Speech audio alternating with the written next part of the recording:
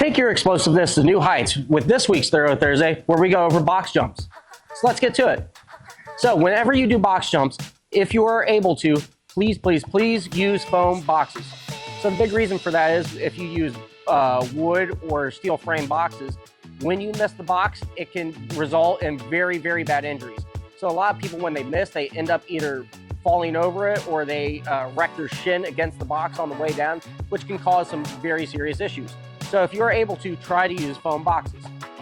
Now, once we have that set up and established, when we do this exercise, we're just going to be in a nice athletic stance.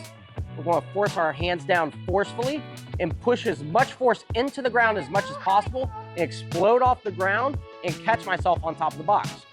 So when we do this, we want to make sure that we're landing in a position where our hips are in level with our knees or higher. So the reason for that is it's showing that we are displacing our hips from a position from the ground onto the box.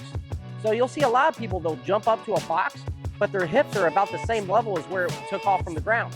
So realistically, they're not producing a force that's building explosiveness.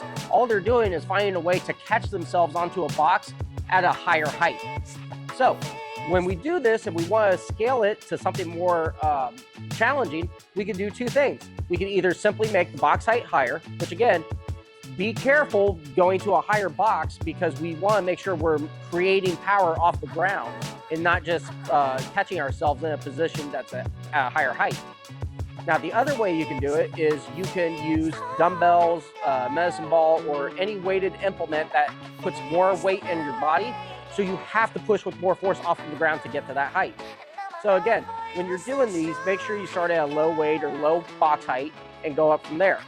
Now, when you come off the box, no matter what type of modality you do, always make sure you step off of the box.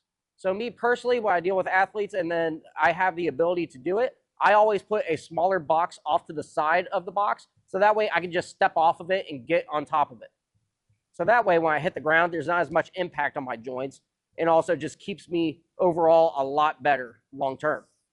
So I hope you guys enjoyed this version of Thorough Thursday. If you have any questions for your strength training needs, please go to the website agogeperformance.com.